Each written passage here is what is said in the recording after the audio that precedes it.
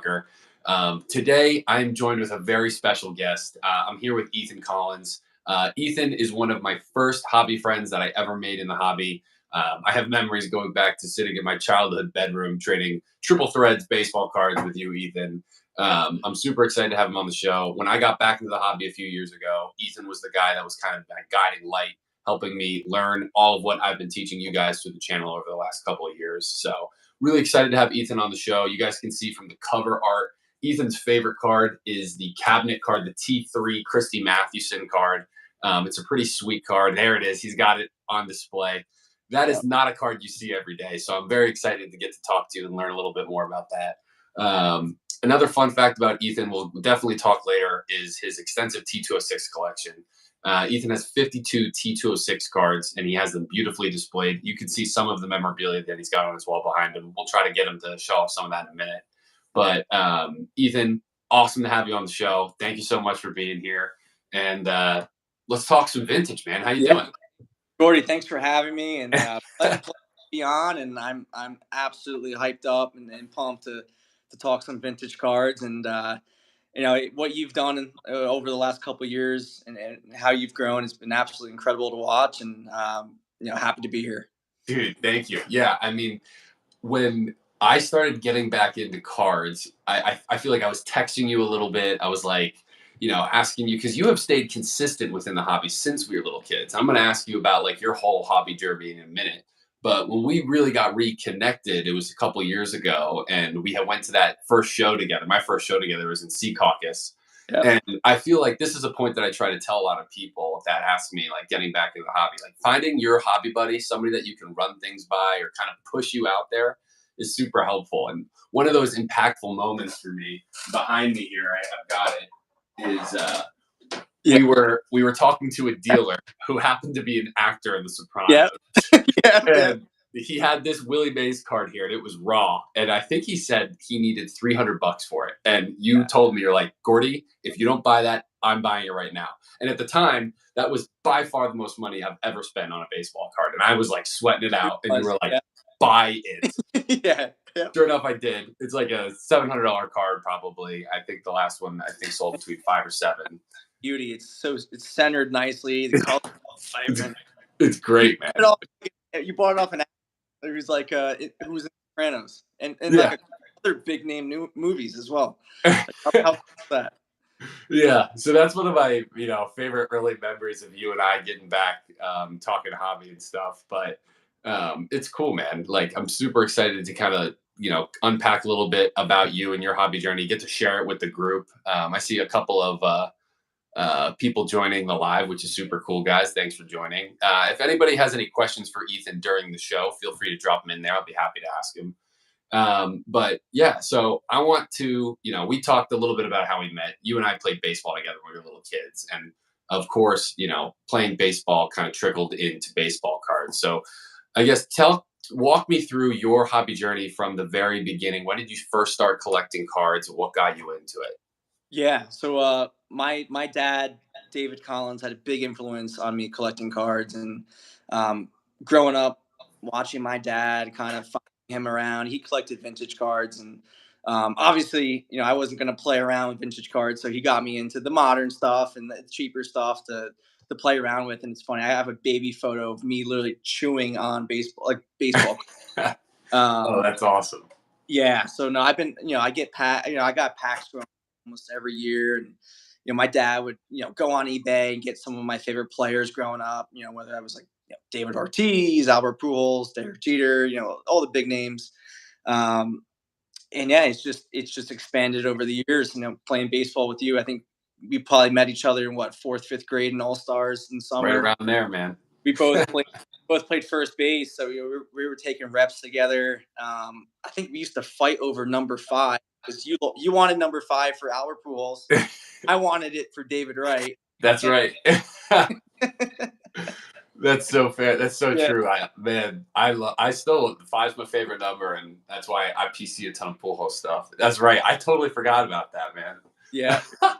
And then we got the trading, and we'd have play dates over at your house, trading tops. I think Tops Milestones was the big thing we liked because the cards were numbered. Yep. growing up, I'd take the cards to school, and I would trade to some buddies at lunch.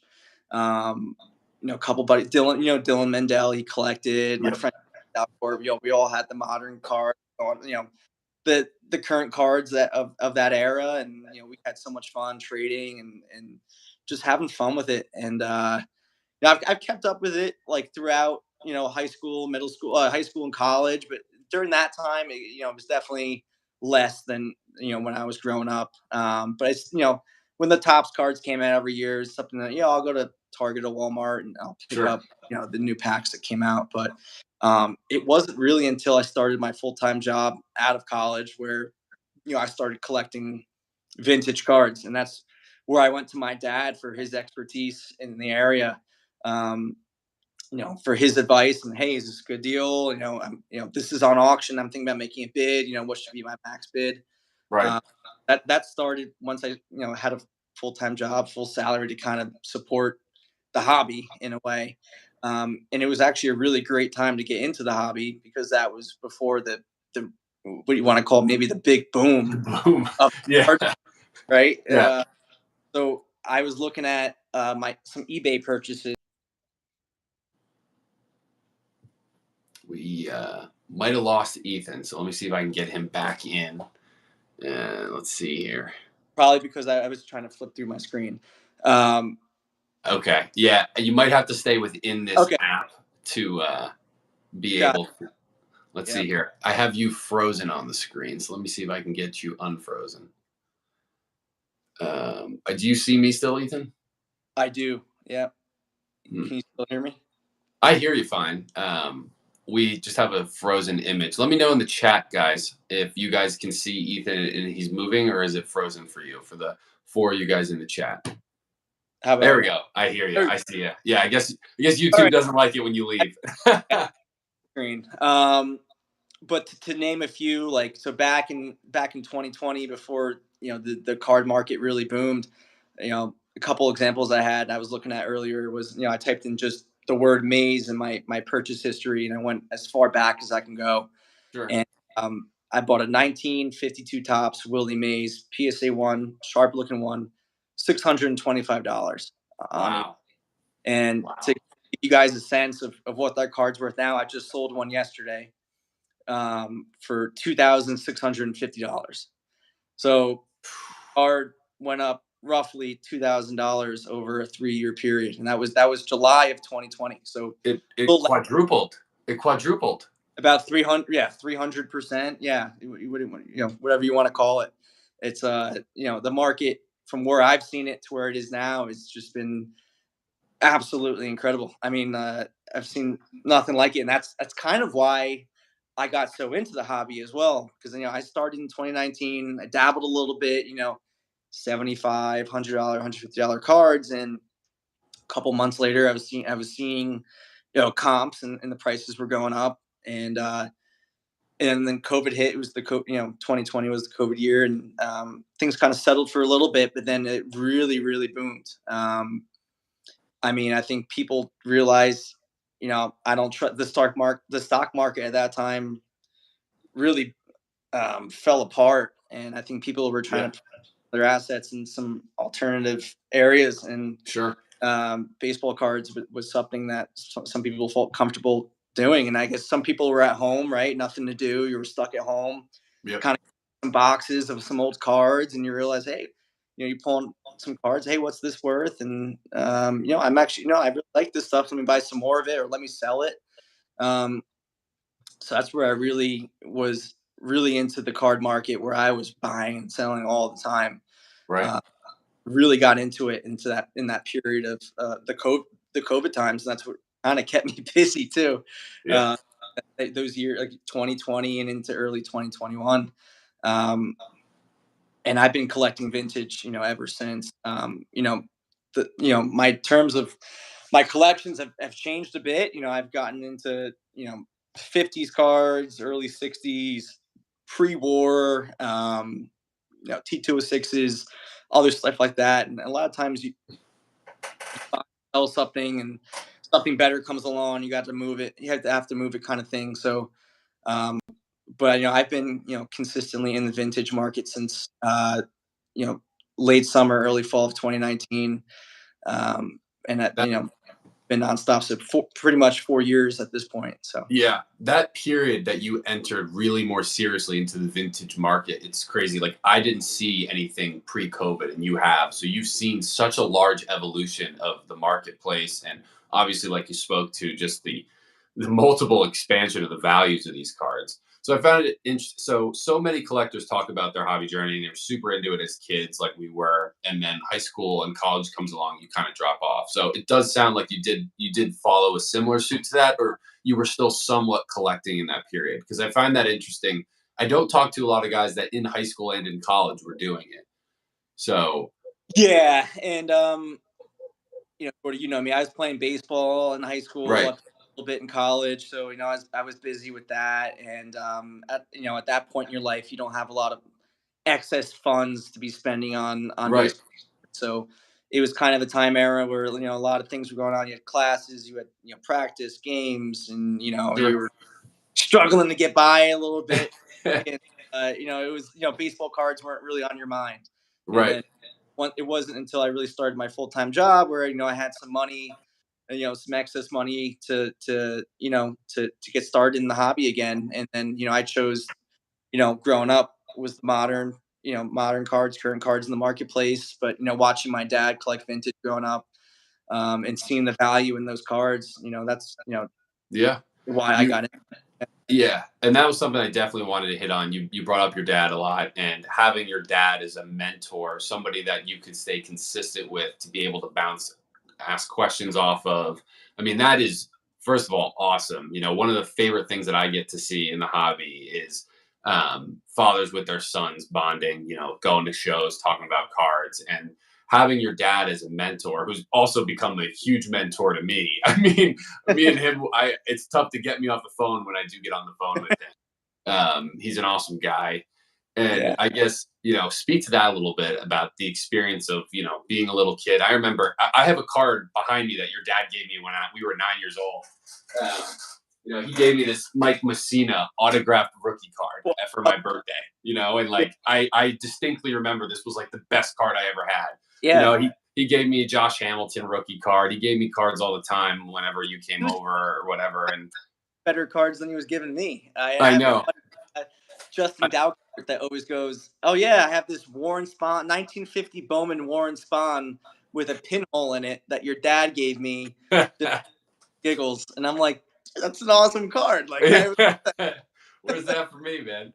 No, yeah, but like I think it really is. First of all, it's awesome. It's one of the favorite parts about the hobby. But having your dad go through that journey when you were a little kid to now, like talk about what it's like collecting with him now. I feel like I text with the two of you often. You guys bounce ideas off each other. How do you go about collecting yeah. with each other, buying and selling with each other, things like that? Yeah, it's so awesome. I think we called each other probably 4 times today, just talking about cards. And for that recent purchase he made of a 1952 tops set.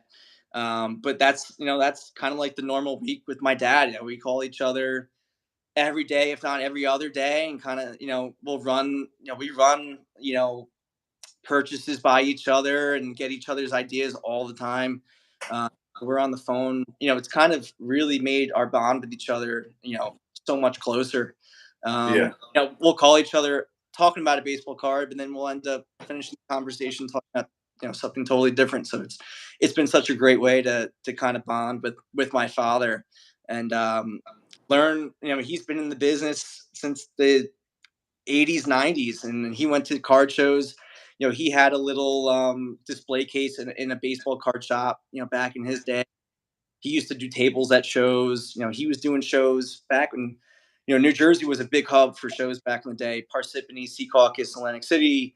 He would go to shows, meet Mickey Mantle, meet Warren Spahn, who were doing signings all the time at that time.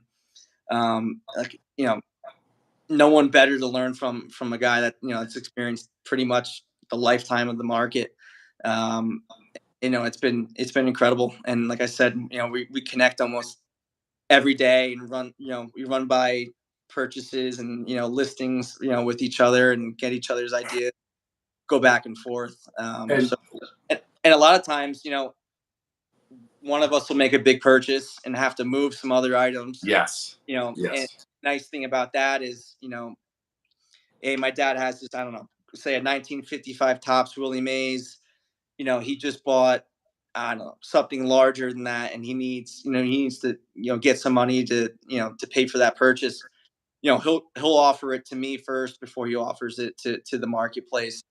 It's that kind of that, we give it to, we offer it to each other at pretty much cost, and hate Right. to give this to you and when I see you next weekend kind of thing, like, which is awesome too. So it's like, we're always purchasing some pretty solid deals, and if we need to move something, um, you know, the first person we always ask if we need to move something is the other guy, which is That's what I think's awesome, man. It's like you're playing the hobby on two-player mode. It's like yeah, multiplayer, yeah, where you have two times the resources and mindset. And I love that when I heard that you guys trade with each other or buy each other's cards to help each other out when you're going for a big white whale. Sometimes it's awesome. I love to have that. And honestly, I've tried to do that with you a few times. I know when you were moving into some big cards, I bought some off of you.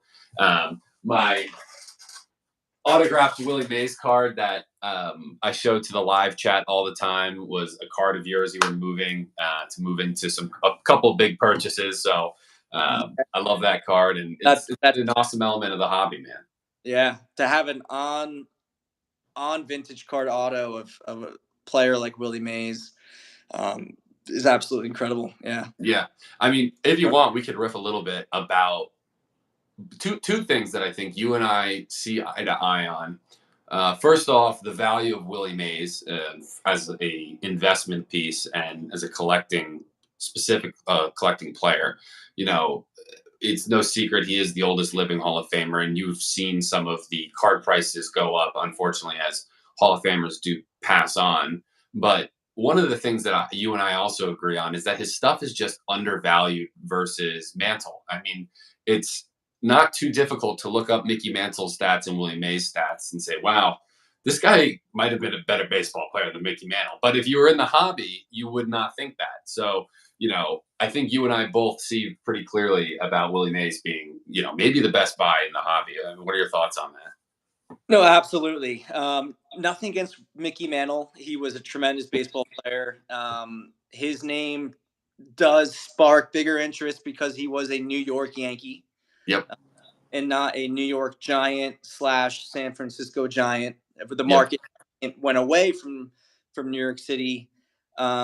And then Mickey had an incredible start to his career, and then injuries and alcohol kind of led to a slowdown in his career, where Willie Mays kind of kept that longevity. Um, but yeah, I think in terms of prices and cards, Willie Mays cards are way undervalued compared to Mickey Mantle, in my opinion. Yeah. If you just look at the 52 tops, 51 Bowman, I mean, the difference in price between a 52 tops Mantle and a 50 tops Mays, 51 Bowman Mantle and a 51 Bowman Mays, um, Crazy. drastic. Yeah, it's incredible. I was just on the live last night. We had or it was Sunday night Bonkers live cards, and I had a 55 Bowman Mantle PSA 1 for sale and a 55 Mays PSA 1 for sale. The TV card. I personally don't like the look of that set. I know it's kind of like has a cult following. Like some people love that card. Yeah, yeah, And they were both nice eye appeal ones. Um, but I couldn't believe it. The one was going between 350 and 450 that I was seeing on eBay, and for Mantle, I should say. So the Mantle one was going for 350 to 450, and the Maze was going 150 to 220, 225. So yeah. literally, the the Maze is half of the cost of the Mantle in that set, and he was a better baseball player. He's more like he's Willie Mays, and I'm a Yankee fan, and I have to say that. So I think it's interesting that you can literally see the value of the cards cut in half. I mean, I don't know. We'll see. I mean, so far on the show, we've shown two cards tonight. It's been a 54 Mays and a 60 Mays. So I think we'll see a big correction in the marketplace, unfortunately, when he passes away. yeah. Well, correct. I You know, mean, it's gonna fly. Yeah. it's gonna fly, and it'll correct itself at that point. Unfortunately, that's what it takes to maybe correct itself. But yeah, I've seen that a lot. I joined the vintage marketplace in 2019. Since that time, Hank Aaron has passed, and since that time, Tom Seaver has passed. And at that time, before their deaths, I've had plenty of their cards, and they've skyrocketed since Yeah, the time they crazy. passed. So, what you might be seeing now is people starting to hoard Willie Mays cards potentially. He just turned 92 back on May 6th. So who knows? But Yeah. in my opinion, Willie Mays better all around player. In my opinion, could be subjective, but We'll show a Mickey Mantle card here just for the audience if there are any Mickey Mantle fans here. So that's the 1960 Mantle side by side with the 1960 Mays. I'll have to try to find a 1960 Mantle signed. I don't know if I've got the budget for that. one of the best Willie Mays books called 24. You can buy a soft copy on Amazon. It's like 13 bucks. Amazon Prime. Uh, Pretty much a self-reflection of his life and his time playing in the Negro leagues and coming up through the Trenton Double A team for the New York Giants and coming up for the Giants and then doing his time in the service for a year or so, and then the remainder of his career. It's an incredible book, and definitely recommend anyone. I love that, man. I think one of the things that you and I, a Mantle fan here, we have in the chat here, Mantle fan here, have the run. Very cool. Thank you, Collector's Dream. One of the things that you and I have in common, Ethan, is that you are a true historian of baseball. You love baseball history.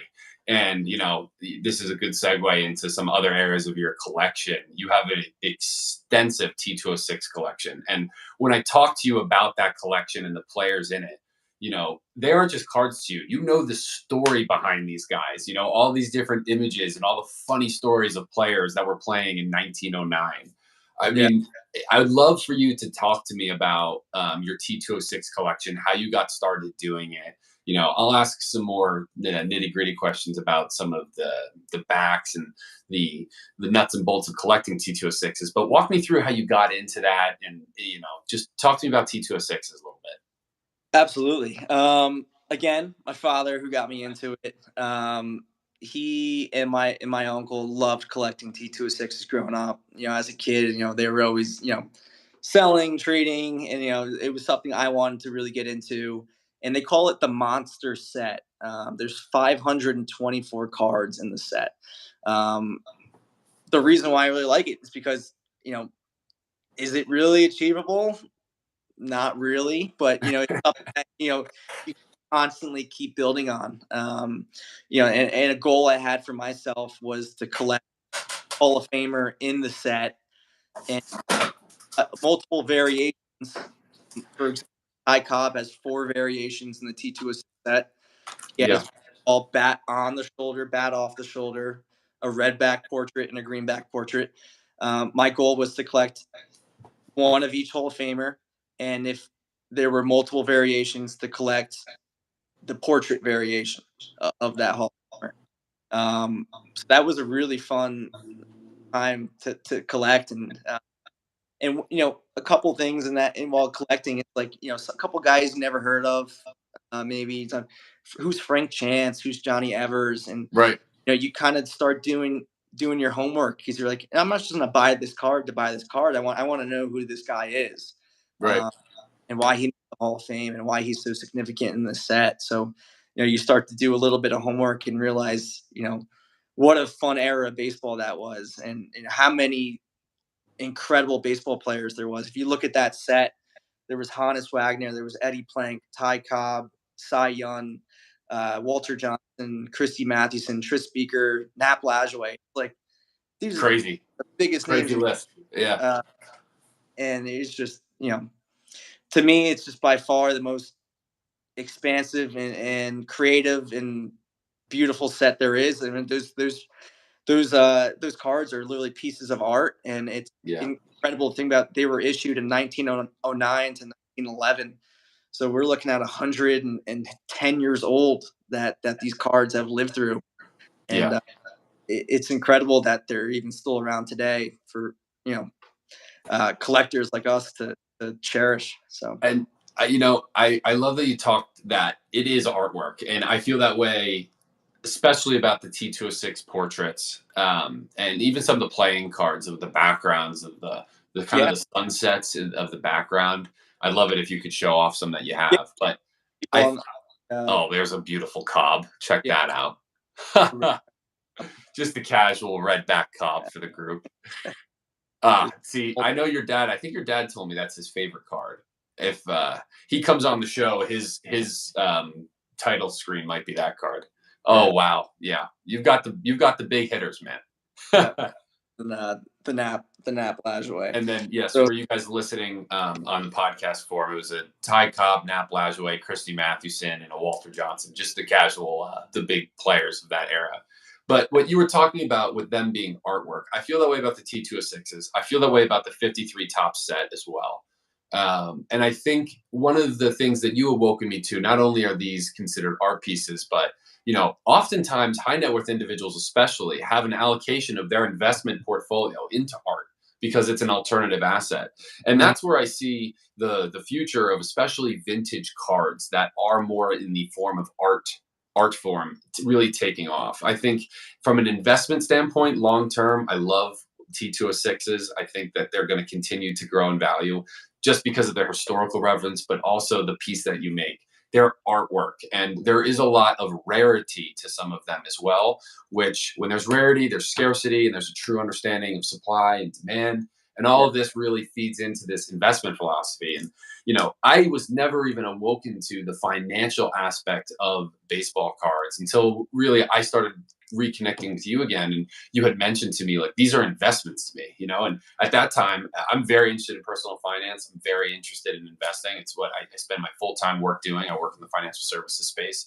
I, I was like, what are you talking about? These aren't investments. These are baseball cards. And then when yeah, I started looking into it more and saw what you were talking about at the beginning of the show, the opportunity of the appreciation year over year, but also the opportunity depending on where you bought into a card versus where you could sell it. These are really these could be absolutely considered assets. So I think the T206 set is a great example of that. And, your pursuit of them is so admirable. So you have 52, correct, at this moment? 52 T206 cards, and I did complete one of each Hall of Famer, so that my collection of T206s is complete. Although I still will buy a card here and there, but Yeah. I have that display, back in my closet of them on the wall. It's kind of my personal highlight of my collection for sure. Yeah. No, I mean, gosh, it is gorgeous to see all put up on the wall like that. Do you think you'll ever try to go for the full monster? Like, you mean, you're only 25, 26 now, man. You got time. So I guess the majority of the big ones are out of the way, right? Yeah.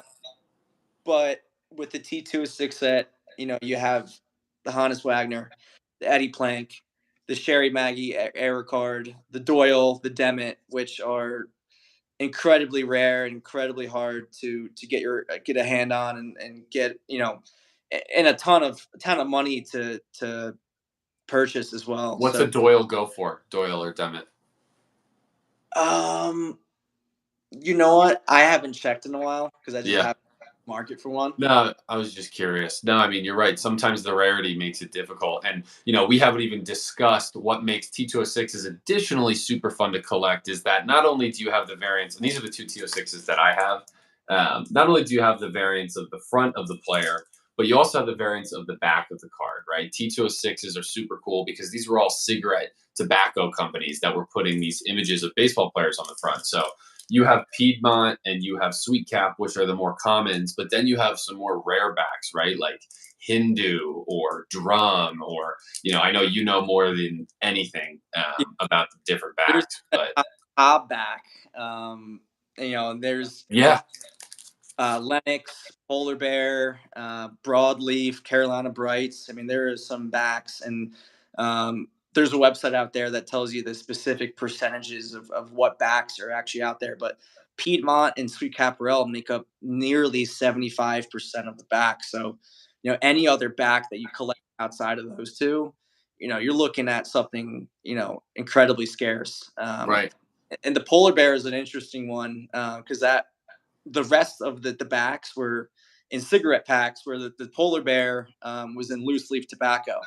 So the polar bear was often stained from that tobacco juice in the pouch, whatever you want to call it. Right. So getting a nice condition card without any stains, and that's a polar bear, um, is very scarce. So Yeah.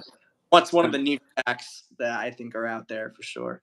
I love that story about the polar bear and it being loose leaf tobacco. I mean, just for the card to exist 100 years later is one thing, but to be able to exist in a high grade condition when it was born out of loose leaf tobacco is crazy. So we have a comment in the chat. The last Doyle sold privately for over $1 million a few years. Jeez, look at So that.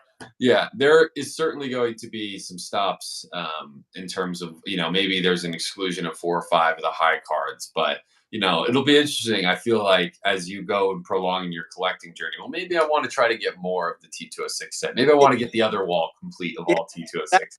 area where T206 is such an interesting set. I mean, people can be really into backs and have a back collection. People could be really into the Hall of Famers, really into a certain back. I want, or some people pick a player like say John McGraw and go, I want every back that was ever made of John Of McGraw. John McGraw. Yeah, that's really cool. Yeah. And I see the chat here. Collector's Dream had a Tris Speaker polar bear back, which is pretty cool. Very neat. Very neat. That's, Um, that's actually his rookie card too, which is it's funny. Yeah, it's not. I wouldn't say the prettiest card because he was a rookie at the time, so you could tell what cards they spent some more time on. Like the Nap Lajoie and the yeah, Cy. You could pretty cards if you want to call it that, and then some of the commons are. Oh yeah, they didn't really spend a whole lot of time on that guy. Looks right. Yeah, yeah, it's a rough photo. I Chris have kind of one of these rookies at the time. So either way, his card's actually pretty neat. Still, he's got that bright blue background. It's kind of a neat card. I have only 2 TO6 cards in my collection, and the way that I collect them so far, anyway, this is the Bob Unglob card, and I have a very good buddy of mine whose name is Austin Unglob, so I had to buy that just because it was his name. And then this card is John Titus, which, as you know, is the only mustached man in the T206 set. Believe it or not, every other guy is clean shaven besides John Titus.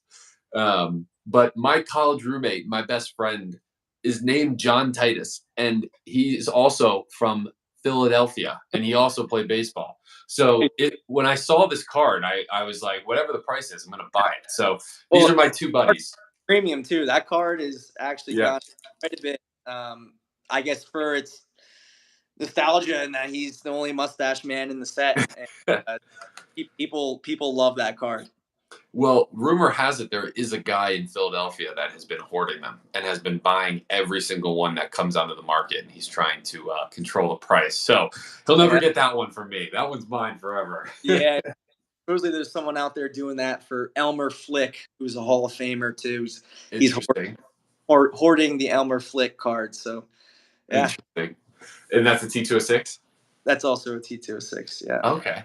Very cool. So, another piece I wanted to ask you about your collection is recently you went in on hammer cards. You initially, when you and I first started getting into vintage and talking the last few years ago, it was pretty common for you to have a card like this, like a nice mid-year playing mantle in a high eye appeal grade, some of the stuff that you were showing me before. But over the last, I'd say 6 months, you really condensed your collection down. I don't know if you have some of the big hammer cards that I'm speaking about next to you, but I wanted to understand, like, what was your philosophy about doing that? Because you probably sold down a lot of really nice cards of, all-time Hall of Famers, Nolan Ryan, or, probably some lower grade Mantle and Aaron's, but you decided I want 10 of the absolute best cards that I can have. And some of them are, dream cards. They're grail cards for me. But I would be curious to know what inspired you to do that, and just walk me through the philosophy about that. Yeah, no. So it started back earlier this March. I came across a yellowback Babe Ruth that was posted on eBay. Was able to find him offline. And there's an incentive to finding a seller on eBay offline. A lot of times, if they sell a card on eBay, they have to pay an eBay fee and a PayPal fee. And if you find them offline, they're usually able to negotiate that price down um, to kind of relieve their fee cost, Yeah. make your cost as a buyer a bit cheaper as well. Living in New Jersey, not having to pay sales tax, so I came across what I thought was a really nice, one great example of a 1933 Babe Awesome, Ruth man. Yeah. uh, that I just couldn't uh, There you let go. up.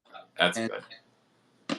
so that kind of started it. And at the time I was working remotely in Florida and wasn't at home where my cards were, but I had some pictures on my phone to kind of start selling some other stuff because I knew I was coming home a week later. But I had a Hank Aaron rookie card, Clemente rookie card, Seaver, Ryan, Yeah. usual.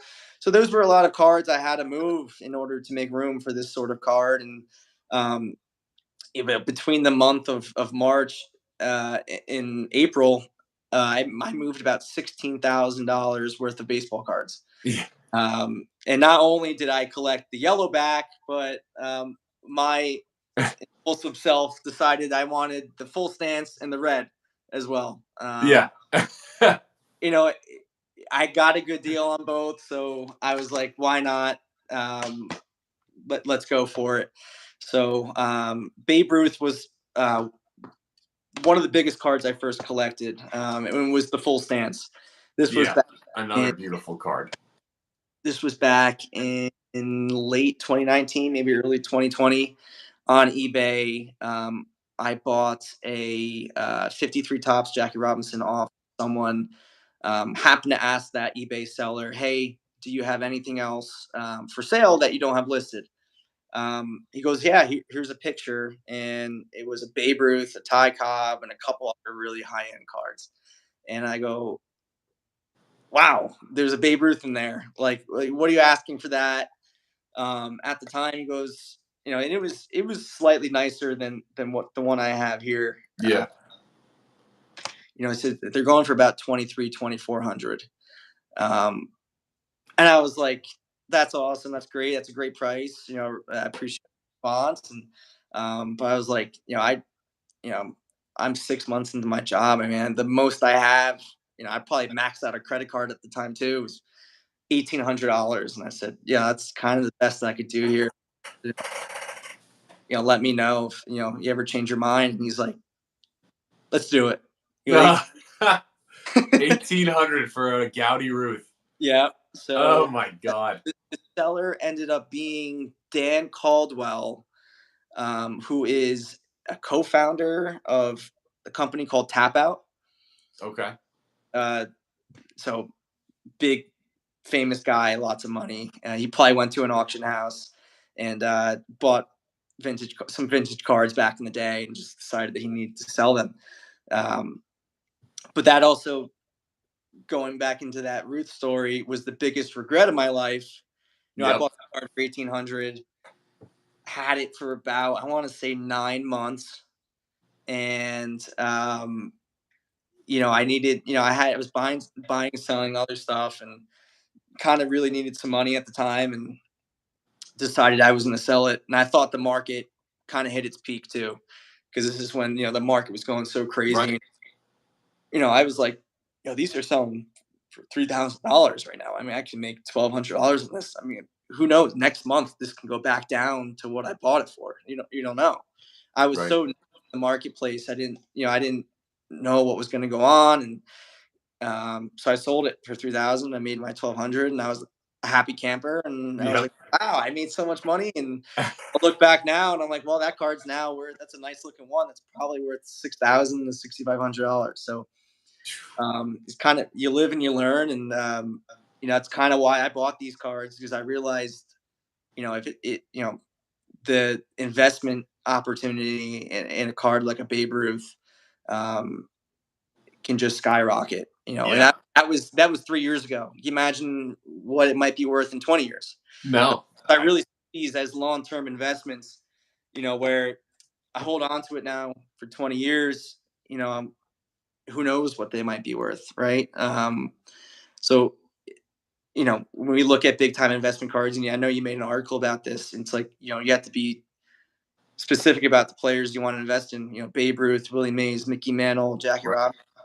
Um, that's kind of where I've been putting my investments into lately. Are Babe Ruth, Willie Mays, and Jackie Robinson have been exactly where I've been putting, my funds into. Give you a couple other examples. Yeah. 2 tops, I Jackie love Robinson. that card, man. 51 Bowman, Jackie Robinson, or not Willie Mays. I'm sorry, both Yeah. Willie Mays. 52 tops, Jackie Robinson, and then 53 tops. That's beauty too. So, it's kind of where I am in terms of investing or collecting and investing right now. Is kind of set on these couple main players and kind of seeing what the long term payout's going to be like. So Yeah. we'll see. Well, it's funny. Like a lot of the cards that I buy for myself for an investment thesis, it's hard for me to imagine me actually selling them. And Amanda jokes with me that all the time. It's like, you're never going to sell these. And it's like, well, I'll sell them an upgrade or I'll do something like that. Yeah. My 54 top set, I have just constantly improved on in terms of always going for higher grades. And I do think that is a really great set to invest into, just seeing on where 52 and 53 tops have gone. And 54 tops being so notable because of some of the rookies that were in it. I feel like even though I'm going to see this appreciate, like you said, over the next 20 years, how on earth am I going to see myself selling it? Yeah. Yeah. It'll But be we'll see when we get there, I guess. where you go, you know what? Yeah, it's time to let it go. But yeah, like personally, right now, I mean, yeah, I'm so attached to a lot of these cards where Yeah. you throw out probably a pretty decent number, and I'm still probably I might tell you no. Yeah, no, I agree, and that happens a lot on the TikTok show. I show off cards in my PC, and guys will try to ask to buy it, and I'll be like, "No, I can't do it." And then, there's been a few times on the show over the last year or so that somebody has said, "Well, what does it got to take to buy it from you?" Even though a card might be cheaper on eBay. Like, I want that one. What is your price? And I guess every card does have a price. Yeah. And so trying to figure out that number can be hard. I can remember one time I had a very obscure cigarette card of Charles Darwin. It was a high grade cigarette card from the 20s. It was like a PSA 6 or 7. And this was in the early days, like one of my first live shows. And there was a collector who just said, "I want that card. Like, I want to buy it." And I was like, "It's not really for sale. It's my PC." And he said, "Throw out a number. And I was like, I don't know, man. And I just threw out a number. I think I said $600, and he just sent me immediately. And I was like, man, I could have said anything. The guy would have bought it. And there's And I feel like, that that does happen every once in a while. yeah, they might be attached to that card because growing up, that was their dad's favorite player or Yeah. whoever Darwin was. Who's it? Right.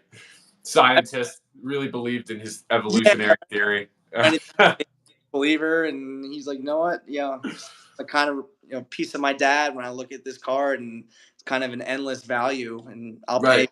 what I want. Yeah. Sure. No, and I think you brought up a couple points that I wanted to talk to you about through your experience acquiring that Babe Ruth card. You are an excellent eBay buyer. You're one of the best. I feel like I always scratch my head like, how does he find these deals, like these cards? He sends them to me all the time, and I get asked this all the time on my show, like, how do you always find your cards? And I do a lot of buying on Facebook. I do a lot of repeat buying from dealers in my area that have just gotten to know me and know what I'm doing with the show. But you know how to find them on eBay. And you told me a great tip early when we first got back into collecting together. You had talked about saved search is a big thing that you do. Talk to me about how you go about buying on eBay and how do you buy your cards? Is eBay your favorite platform to buy them on, or is there other platforms you like better? To be honest, eBay is the most efficient, easiest platform to to find cards on. Yeah. Because you could find specifically what you're looking for. Yeah. Where on Facebook, it could be any sort of era player. Where eBay, you can really narrow down that search, True. which is very helpful. And the loved watch list function of eBay is awesome. And you go to your watch search list and you refresh it, and it gives you a little dot notification whenever there's a new listing, and that's usually the best time to find a deal. When it's our best offer is when a card is newly listed.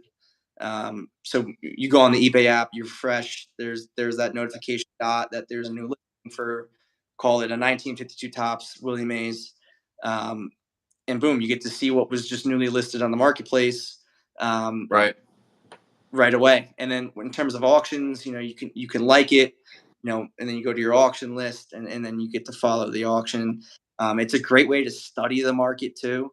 Yeah. Anyone Great point. new to the hobby, that just spend your first couple months following certain cards, certain players, and what their cards are going for, and see what the end auction or the end buy it now price is, and really learn the marketplace and what cards are going for. That way, when they are newly listed, it might be a good price, and at that point, hey, Yeah. I don't have to spend 2 minutes looking up comps. I know that's a good price. I'm going to go buy it now. Or if you're at a card show and some guy offers you a deal at a table, you don't want to whip out your phone in front of him and look through eBay No. for. So you can have that in the back of your mind. That's what PSA 252 tops Mays is going for. You have the knowledge, and you can confidently go to a table at a dealer at a card show and make a solid offer, or if he offers you, know whether it's good offer or not. So eBay, I it is love great. that advice, Ethan. One of the things I wanted to ask you is, because I get this a lot as well on TikTok. I'm a new collector. What is some advice you have to get into vintage? And your point you just made on the searchability and the granularity of eBay. I love that. Pick 3 cards, not 3 players. Pick 3 cards. So pick 1960 tops Mickey Mantle and the grade SGC4. So no, the 60 SGC4 mantle that goes between 275 and 400 or 350, whatever that number is. And as soon as you see one at 250, you know to buy it. You know to buy it. Yeah. And that is an excellent way to begin. Like, study 1 card or 2 cards in a specific grade. I love that. The other piece that you talked about earlier that I always say is buy the GOATs. Buy Mays, Mantle, Clemente, Koufax, the names, Robinson. Those are the guys that I would tell people to buy. And that's why on my shows, that is the only cards that you see on my shows are going to be those players. That's who I feel comfortable buying. It's what I know. And, that's how you prolong. So outside of buying the GOATs in that granular piece, is there any other pieces of advice that you would give a new vintage collector? I think those are 2 excellent ones, but if you have anything else, love Yeah, to. but join the Facebook groups. I mean, they're Yeah. great resources. They list cards. A lot of times they're not just posting the sell. A lot of times it's discussion based, and read the comments, connect with other collectors, and learn, make connections. Yeah. I Facebook love that. resource. There's another resource called Net 54, where it's kind of like another baseball card marketplace, off of eBay, where people buy, sell, discuss cards. Go to card shows, talk with other collectors at the show, talk to dealers. Um, that would be my advice. Watch Bonker Cards on TikTok. Got great videos and There's the advice. plug, man. Yeah, I mean, the resources are endless. I mean, there's so much out there to learn the hobby. There's some really good books out there too. This one right here, the T206, the players and their collection. If you're really into That's 06, awesome. it's got every single card, Southern League, minor leaguers, major leaguers. Gives you a little history on the player, the card, all the variations. That's Uh, awesome. yeah, I mean, there's books, there's websites, there's forums. I mean, it's endless. So, I and one thing I would say is collectors, they love to talk the hobby. I mean, connect with someone, talk to them. It's always a good time. Yeah. Yeah, that's the last piece too. Finding a hobby buddy. Like I know for 100,000% certainty I would not be here with this behind me or anything that I built without you being my hobby buddy. Somebody that I can bounce off of and just learn from, you and your dad. And I like the point that you made too on reading the comments. I got so much value when I first started, not only just looking at a listing, but reading the comments of what guys were saying about the cards. There's a lot of abbreviations in the hobby, whether it's the grading card companies, SGC, PSA, but there's also the designations of grading cards, MK, OC. A lot of guys describe that or write that in the comments. It's like, well, what does this mean? Like picking up on those little nuances makes a big difference. Another thing, I learned from you, I learned from comments is, not all fours or fives, not all, whatever the grade is, are created equal. This is an SGC 5 1960 Koufax, for example. The centering is excellent on this card. You might see another SGC 5 Koufax where the centering is way to the left, but the corners are super sharp. Typically, we know that centered cards go for a premium more so than sharp cards most of the time. If you see that it's really off left to right, most of the time people are going to favor the centered card. That's stuff that I picked up from context of reading comments and having conversations with you, having conversations with people at the card shows. I know I found all of that to be super beneficial. So, if you're new, this is all great advice for you to get going. Yeah. A lot of people say buy the card, not the grade. Yep. I'm a believer in that. I really go for high. I typically go for high eye appeal cards. I'd much rather, PSA or SGC one that might maybe has, I don't know, a pinhole or something like that over a 1.5 or a 2 that's got a hard crease across the forehead. Right. So I'm yeah. super. You and I share that as well. I don't mind creasing as long as it's not across the player's face. Anytime you see, the snow effect or creasing or any surface damage on the player's face of the card, that's where I don't buy it. Like I want to have the clean face. I think that's super important. Yep. So, we covered a lot of ground on things. I wanted to kind of finish up talking about undervalued, overvalued. What was one card that you think is undervalued or overvalued in the hobby? We did kind of touch on that, talking about Willie Mays or Mickey Mantle. But do you have a card that comes to mind when maybe I'll shoot a card to you and then you can come back to me? Is this card undervalued or overvalued? We can do that. Yes. How does that work? Yeah. Yeah, you show me a card, and then I'll say it back to you as well. Yeah, All right. I've got just like mazes and Ruths and Jackies in front of me. So most of that stuff's pretty clearly valued. All right, I'll start with this card here. Undervalued or overvalued? 1932 Sinella, Babe Ruth. Undervalued, for sure. And it's one of the most affordable Babe Ruth cards from his playing era.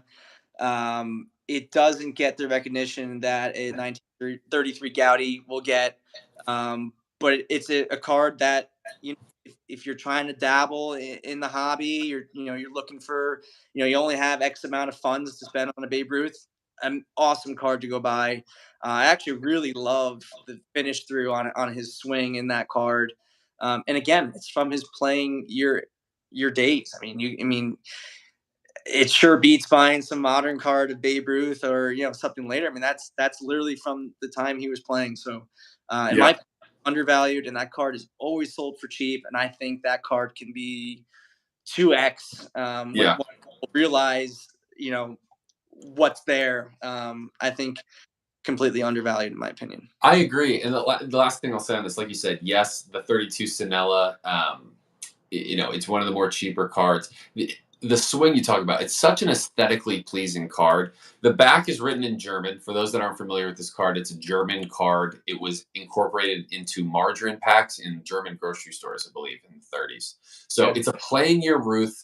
It was printed in Germany, but obviously they've made their way here in the U.S. But it's such an aesthetically pleasing card, and I like the big cards like this. I think they're cool. So I'm glad you say undervalued. If you've got a card, I'll do two more that I think would be good for it. But if you've got anything that comes to mind, you can just spitball. You don't need to have it in front of you either. Okay. Yeah, I'll start brainstorming. I've got a player for this example I wanted to say as well. I Um, know who this is from the background of the card you picked up. yeah. Because So the next one, undervalued or overvalued? Warren Spahn. undervalued. He was, I mean, geez, he was incredible. I mean, the longevity of his career was also insane. I think he played in 3 decades, right? He played in the 40s, 50s, and 60s. Yep. Lefty with this iconic leg kick, 300 over 300 wins. I mean, I picked up a rookie card of his, which is the 1948 Bowman in a PSA 1 or SGC 1 for $1.15. It's like That's half crazy, man. this guy, a legend. And I mean, comparing some guys today, Clayton Kershaw, maybe he was, Yeah. similar numbers, and Kershaw gets way more recognition than a guy like Warren Spahn gets. Yeah. I'm in the market to upgrade this card currently, and my issue with the 48 Bowman of Spawn, it's the ugliest card I've ever seen. Like, Yeah. it is such an ugly picture of him. I love the 48 Leaf Spawn. I think that would be a card I could see myself getting into one day. But no, your point. His stats are mind blowing, man. Like 20 win seasons and like a 13 over 13 seasons or something absurd like that. Like the guy got 20 wins. He would have like 25 complete games a season. Like it was Yeah, nothing. they just So didn't. There was not really a pitch count, and they just let him yeah. go. Yeah. No, absolutely crazy. Do you have any cards that come to mind for me? Undervalued, overvalued? Um, Stan Musial. Oh, another one in the same category of Warren Spahn. I think for me personally, I don't have that connection to Stan Musial, but I do value when you have guys we talked about earlier, guys that come from like blue blood teams or major markets. I get asked a lot on my live streams for Stan Musial, and I don't typically buy him. And I think I should more. I'll say undervalued because I think like collector eye just has never been focused on him, but his name doesn't come to mind immediately when I say what cards to buy. But another guy that has excellent stats. I guess honestly, this is a difficult exercise to find an overvalued card. And I appreciate we had a comment coming in, Ethan. I don't know if you can see the comments, but somebody dropped a comment and said the 57 Frank Robinson rookie card is a very undervalued card. And I've heard that before about Frank Robinson. His stats are excellent. I believe he's the only player to win an MVP in both leagues, but he doesn't get hobby love or recognition. So maybe that's another guy that's undervalued. I'm trying to think of a card that really is overvalued. I mean, we talked a lot about Mantle earlier, and it's not to say that his cards are overvalued. It's just that he has a very cult following in the hobby. I don't see his card prices going down. I feel like he is one of the more safe havens of the hobby in terms of investing capital. But overvalued, you know what I would say? Basically anything printed after 2000. I don't know what year you want to call anything after 1980. I mean, that might be overvalued if you want to end it that way. But Right. And you mentioned Mickey Mantle, such a big following. And I really think it has to do with that big market team. You yeah, look well, you look at Frank Robinson, kind of in these Midwest, Central U.S. teams, where you know the fan base wasn't as large, and a lot of yeah, the Yankee fan base is just it's ginormous, and the first you say the word Yankee, the first player that comes to mind is typically a Mickey Mantle. yeah. So That's it's true. I think if Stan Musial were to play for the New York Yankees, he'd be right up there in terms of Lou Gehrig, Joe DiMaggio, in terms of talent and I agree. popularity. I agree, and it's going to be interesting, even in the modern day. The modern state of baseball is in kind of a weird spot. I feel like the biggest names are both in California on the Angels currently, and the Angels aren't a major market team. So, if Mike Trout were a Yankee, or if Shohei Ohtani were a Yankee, what would that do to baseball? I don't know. I think it's going to be interesting. I think both of those guys don't finish their career on the Angels, but um, who knows what that does to their card prices too. Who knows? Who knows? Interesting question I have for you. So you've been in the hobby since 2020 or Yeah, 2020. sure. Where do you see the marketplace for the remainder of 2023 going into 2024? Yeah, I've definitely noticed as somebody that gets in and out of a lot of vintage cards currently, I've seen the baseline price of vintage decline over the last, call it 6 to 8 months. And, for a while when the market immediately fell, it was mostly modern cards. And people were talking about vintage is holding up, vintage is holding up. I do feel like you're starting to see some deals in the vintage market that just were not there 6 to 8 months ago. So we've been in a decline, call it 10 to 15% on a lot of vintage cards. Um, I have to imagine like there is a buyer at those prices consistently. So I don't necessarily think that we're going to drop another 10 to 15% from here. I think that will probably remain stable unless we see something crazy happen in the macroeconomic environment. But I still feel very positive and bullish on vintage because of actually um, a lot of what's happening in the modern card and the overall collectibles industry currently. You have fanatics that just put a ton of money into their acquisition of tops. They're marketing the hobby and bringing more collectors in. So what that naturally does is add more consumers and more demand into these cards. So they might be trying to get collectors into buying Shohei Ohtani and Mike Trout and all these different modern products. But the trickle down effect of that is, well, what about Mickey Mantle? What about Willie Mays? What about all of these players that I'm very familiar with? I think when you put more marketing spend into the hobby broadly, it will eventually trickle into the vintage market. So Yeah, once we start to see the teeth of fanatics actually, putting the pedal to the metal, I think we'll see a lot of the card prices in the vintage space get back to where they were 6 to 8 months ago and then exceed it. So I'm very bullish on it personally, for those type of reasons, but that's what I'm thinking. exactly. I mean, every year they have Jackie Robinson Day. Yep. In your history classes, you learn about Jackie Robinson. The Mets just retired 24 for Willie Mays, and he barely played. He played a year and a half for the Mets. Yeah. A lot of these, even these younger generations are learning about these vintage players. Babe Ruth as a household name and will forever be a household name. So, in terms of collecting those guys, I think you can never go wrong. No, I don't think so either. It's going to be fun. I mean, we'll continue. I'm sure you'll be back on Bonkers Cards Pod. I feel confident in that. We'll be able to continue to have conversations on the vintage market and where it's been going. Um, you know, do you feel the same that you saw prices start to decline and we're kind of in this figure it out period, or where are you seeing that? I agree with you as well. I was following the T206 market very closely for a while, and recently have noticed a decline of somewhere between 10 and 20%. But like you said, I think it'll pick up, and who knows? Do you think we'll get another one of those booms like we got in 2020 to 2021 that where the market 3x's? Who knows? I wish I was there for it, man. Yeah, I wish I was. if you had the answers, you would start investing now. But time will tell, I guess. Yeah. No, absolutely. It will, man. So, yeah, like I said, I wanted to go for at least an hour tonight. We've passed an hour. We hit a lot of the main talking points that I wanted to. So, I wanted to thank you for spending the time getting to hang out with me. Appreciate. We also had a live audience tonight. I know everyone is either going to be watching this on YouTube or will be listening to it on Spotify or Apple. If you are listening to it, you missed some incredible pieces that Ethan was showing. But thank you guys all that came out, watched it tonight. Ethan, thank you for joining the show. Of course. We're still early days here on Bonkers Cards. Like I said, I think you'll be back on as a guest.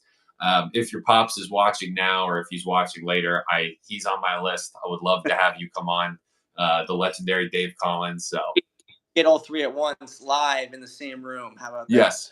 yes, I think that would do really well. I think the audio was fine through this episode, but if I was able to get a studio, the three of us set up with some of our favorite cards, I think that would be pretty awesome. So that'll be the next time you're on. I love it. Yeah, I know. I'm looking forward to it.